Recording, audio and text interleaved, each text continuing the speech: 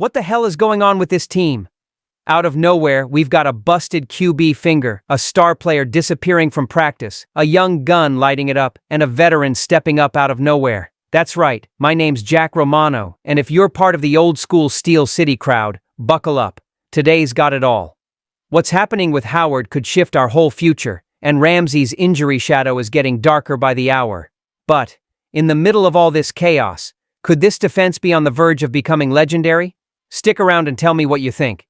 But before we dive into the latest chaos from the Steelers camp, quick favor, if you love this kind of breakdown, hit that subscribe button. It helps this channel keep growing and keeps the fire of this die-hard Steelers community burning strong. We ride with the black and gold and wave that terrible towel no matter what.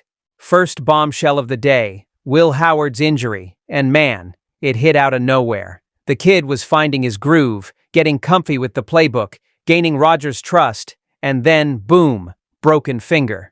Tomlin tried to keep it chill at the presser, said it's week to week, likely no surgery. But come on, a broken throwing hand finger is no small deal. And worse, it blows up the whole preseason plan.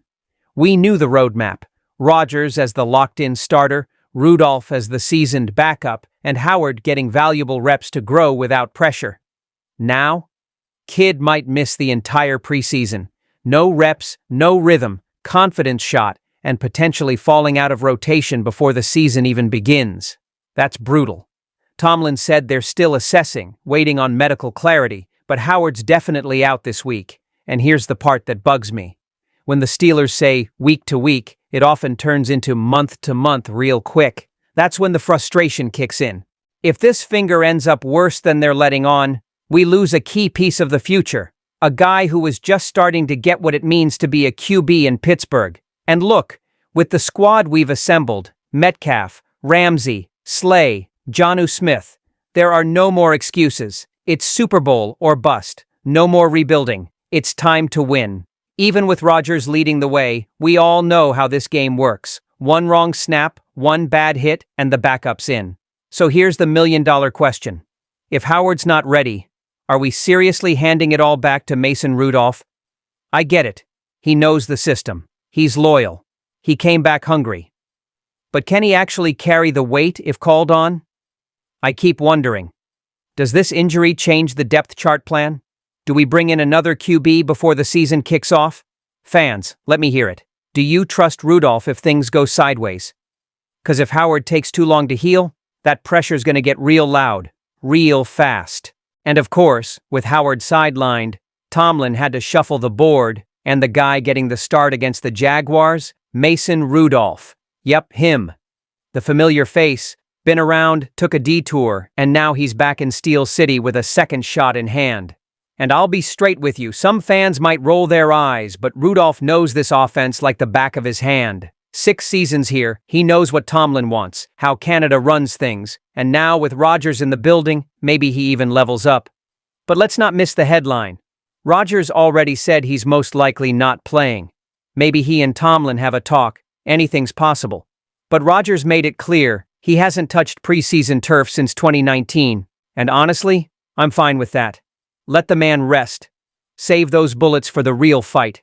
This preseason belongs to Rudolph and Skylar Thompson, who's also going to get a healthy chunk of snaps. For those who forgot, Thompson signed a futures deal earlier this year. These games are his stage. He'll be out there trying to prove he belongs. And just to spice things up, the Steelers added Logan Woodside to the mix. Yep, the QB room's getting crowded again. And that tells you one thing. Tomlin's bracing for anything.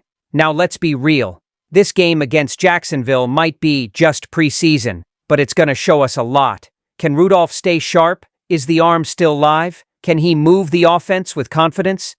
'Cause now that Howard's out, he's QB2, and he needs to prove he's reliable.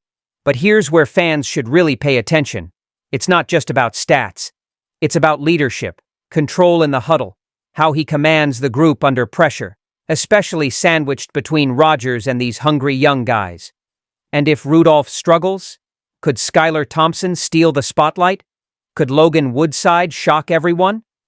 This Jaguars game is gonna say a lot. So I'm asking you, if the season started tomorrow and Rodgers couldn't go, would you feel good with Rudolph under center? All right, buckle up. While Howard's finger is definitely a concern, the offense gave us something to get hyped about. Practice number 11 delivered some serious fire, and the name on everyone's lips? Roman Wilson. The kid who'd been playing it safe, maybe a little too careful, finally let loose, and damn, it showed. And credit where it's due, Rodgers lit that fire. Before practice, he told the media, "I need to get Roman out of his own head. He's too good not to trust his own instincts." And whether Wilson heard it or not, he balled out like he did. He ran sharp routes, burned guys on quick slants, hauled in a laser from Rodgers between two defenders on the sideline. Kid was locked in. That's the version we've been waiting for. The talent's always been there. He just needed to stop chasing approval and start playing free. And speaking of unexpected breakouts, Max Hurleman, folks. Now this is the kind of story we love. Former Colgate running back, became a returner at Notre Dame, now listed as a RB in Pittsburgh but lining up as a receiver and looking electric. He made a ridiculous catch in the end zone, out-jumping a defender. Had a return that could have gone all the way if they were in full gear. Every day the kid makes a splash. He's the definition of a Swiss Army knife, and honestly, if the Steelers aren't careful, someone's gonna scoop him off waivers before he hits our practice squad. But wait, there's more. On the defensive side, rookie Yahya Black is quietly becoming a problem for opposing offenses. This guy keeps swatting passes at the line like he's got radar in his hands. Started showing up in unpadded practices, and now, even with pads on, he's still doing it. 2 swats and a blocked field goal with a dummy shield in one session. He's climbing fast on the depth chart, maybe becoming Cam Hayward's primary backup. And don't sleep on this. Scotty Miller is pushing his way into the starting group.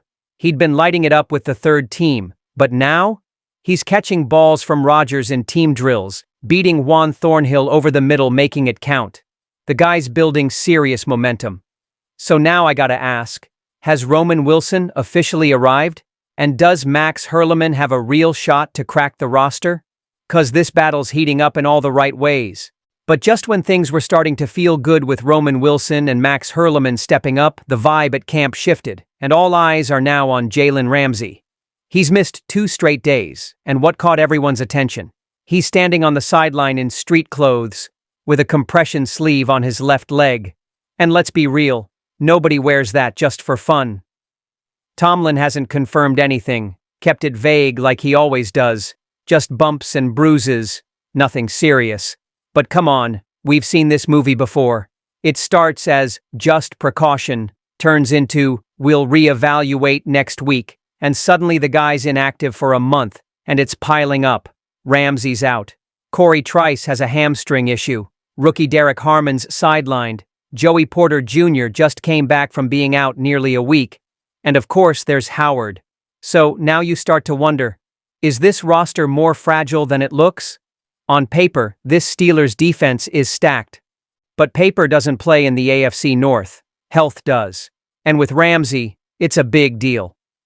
He was supposed to be the anchor in the secondary, a vocal and technical leader, sharing responsibilities with Slay, helping bring up the young guys, Trice, Joey Porter, even Minka, who thrives when the corners hold it down. But if Ramsay's not close to 100% by week 1, that chemistry takes a hit. I get it. It's early, and there are still 3 practices left before the joint session with the Bucs. Maybe Ramsay shows up in the next one and this all goes away. But what if he doesn't? What if this becomes one of those classic Steelers medical mysteries that drags all the way to week 1? I'm just saying, when you build a roster full of vets, you can't ignore signs of wear and tear. So tell me straight, do you think they're just managing Ramsay carefully? Or is something else going on behind the scenes? 'Cause we've seen big-name players flash for 2 practices and vanish for the season. Keep your eyes open, this might be the start of something ugly. The atmosphere in Pittsburgh feels like a storm rolling in. You can sense it, but you don't know if it's gonna hit hard or pass you by. Between a broken finger, a missing superstar, and young talent showing out, Steelers fans are riding a roller coaster of anxiety and hope. But if there's one truth right now, it's this. This roster isn't built for excuses. It's built for a title run. It's Super Bowl or disappointment. So, Yinzer Nation, do you still believe this defense can hold it together and lead the charge? If this breakdown reminded you why you still believe in the steel curtain, smash that like button and drop a comment. Can we still dream big in Pittsburgh?